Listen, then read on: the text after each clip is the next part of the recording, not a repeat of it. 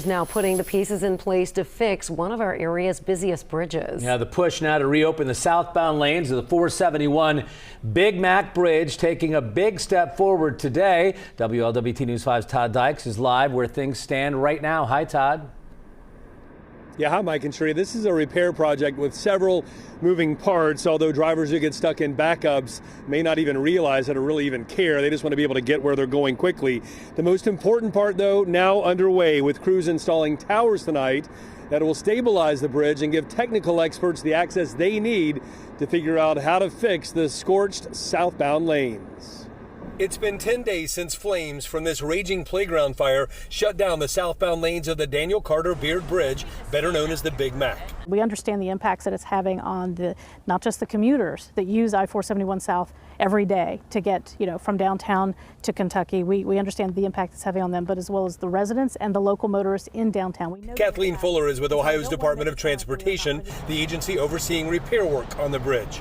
After crews successfully poured concrete this weekend to create emergency support foundations, shoring towers are now going up, towers that will let inspectors safely access the bridge's surface to decide what needs to be done next. It is a support structure, and it looks basically like scaffolding, but not exactly. It's a straight up set of towers with some crossbars. Once they get the shoring towers completed, we'll do a final assessment or a final inspection on site.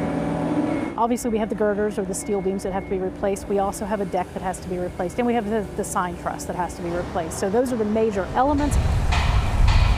While the pace of repairs is about to accelerate, there's still no word about how the fire started and whether or not a playground should have been under the Big Mac Bridge in the first place.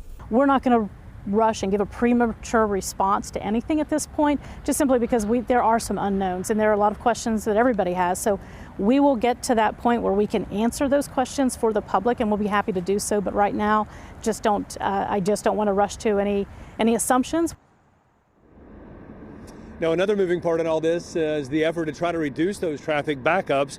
Transportation engineers in northern Kentucky, they've been studying traffic flows for the past week or so to better understand ways to try to mitigate the mess, as I'm calling it. They're focusing on the cities of Newport, Covington, and Bellevue, and I'm told that engineers will start adjusting the timing of certain traffic signals to better help cars and trucks get where they're going. For now, reporting live at the base of the Cincinnati side of the Big Mac Bridge, Todd Dykes, WLWT News 5.